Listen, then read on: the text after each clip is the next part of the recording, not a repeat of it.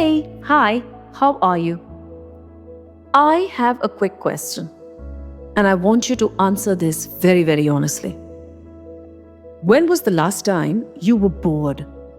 Not restless, not between tasks, actually, genuinely bored. You can't remember, right? Yeah, me neither. And I think that's one of the quietest crises of our times. That we have engineered boredom out of existence. We've declared war on stillness and called it progress. Welcome back. This is me, Seema, with yet another episode of A Little Zen, A Little Mess. And today we are going to talk about happiness, and specifically the very convincing imposter that's been showing up in its place. Now, here's the modern happiness formula that almost all of us follow: wake up, check the phone before your eyes have even fully focused. Because what if something happened while you were sleeping, right? Scroll for 17 minutes, feel vaguely terrible, make some coffee, get breakfast ready, put on a podcast, because silence is apparently now a texture we just cannot tolerate. Get ready, drive to work, put some music on, arrive, work till about lunch. Now, if you have company for lunch, then great. Otherwise, Netflix on the laptop, because sitting alone, God no. Evening, choose between 6 streaming platforms for 40 minutes and then rewatch something that you've already seen before. Sleep, wake up, repeat. And somewhere in between all of that, we started calling this living. Now, here's the part that should make us all deeply uncomfortable, because none of that is happiness. Not a single item on that list. But it feels like happiness. You know why? Because it makes us feel full. We feel like we've lived a full day, a life well lived.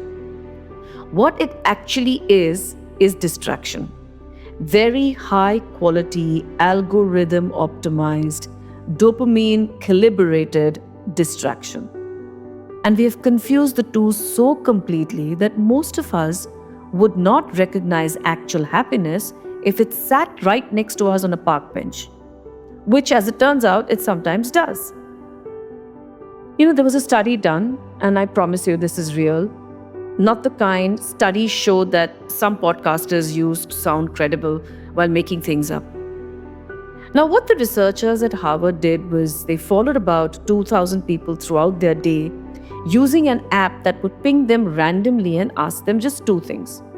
What are you doing right now, and how happy are you? What they found was striking. People's minds were wandering, not present in what they were doing, and roughly about 47% of the time. Almost half their waking life gone, drifting. And here's the gut punch. A wandering mind, they found, is almost always an unhappy mind. It didn't matter what people were daydreaming about. Positive fantasies, neutral thoughts, none of that helped. The mind away from the present moment was reliably, measurably less happy than the mind in it. 47% of our lives, can you imagine? We are somewhere else, and we have built an entire belief system to help us get there faster. I have a friend. Now, she forbid me from taking her name. She didn't mind me sharing her story, so let's just call her Meera. Meera went through a rough patch a couple of years ago. She had an extremely difficult breakup, job stress, and it was full-on catastrophe. And she told me she got through it by staying constantly busy. Gym in the morning, packed social calendar, new hobby every other week, pottery, then running, then golf. And I say this with love. She tried aerial yoga. She didn't enjoy it much, but it was something to fill in her day with. She was by all appearances thriving. To a lot of our friends, everyone thought, Meera's doing so well. Just look at how much she's doing and she seems happy. And then one Sunday, every plan she made fell through. Friends had cancelled, the gym closed, no class, no brunch, no noise, just her alone in her apartment. She called me crying, not because something bad had happened, but because she'd felt something. For the first time in months, the stillness had cracked her open, and what came out wasn't sadness exactly, but herself. The part that she had been outrunning. She admitted, I've been so busy being okay that I forgot to actually be okay. Now, she's one of the wisest people I know. And she figured it out the hard way, which honestly is the only way most of us do. Now, here's the thing about distraction, it's not evil, it's not even wrong. We need it. Rest, play, entertainment, these are all real and human and good. The problem is when distraction becomes our default response to being alive. Bored? Scroll. Sad? Binge. Anxious? Start getting busy. Lonely? Go through the notifications, go through WhatsApp, go through anything on social media. We have an app for every emotion and a subscription for every ache, and we have medicated the human experience so thoroughly that we've forgotten what it really feels like to just be without producing, consuming, or performing anything at all.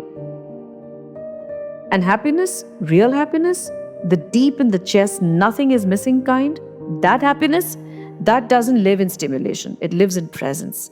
In the unguarded moments, in conversations where you forget to check your phone, in the meal that you actually tasted, in the walk where you weren't listening to anything and you noticed suddenly that the evening light was doing something beautiful and extraordinary to the trees.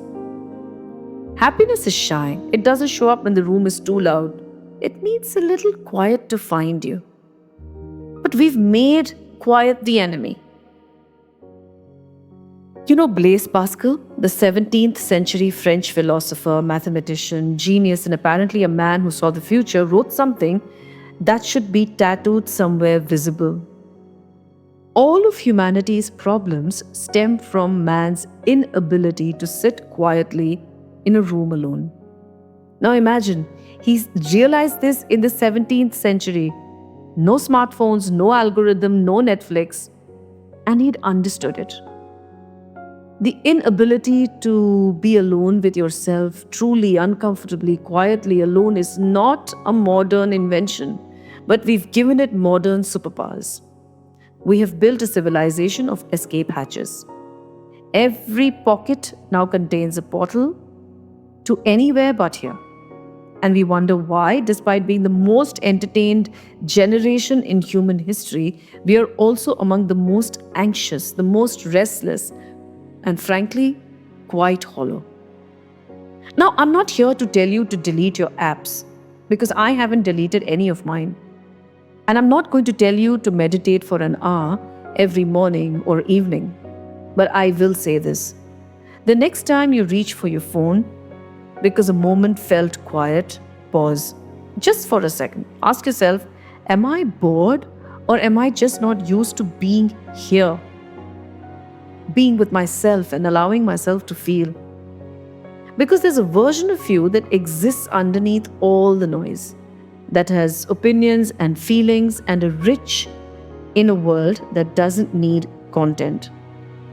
That version of you is not broken or incomplete or in need of optimization. That version of you is just waiting for you to stop running long enough to say, hello. Now, if this resonated with you, sit with it. You don't need to share it immediately. Don't turn it into a caption. Just let it be a thought you had on a day you were present enough to have it. And that's already something. We'll speak to you again next week. Take good care of yourselves. Bye for now.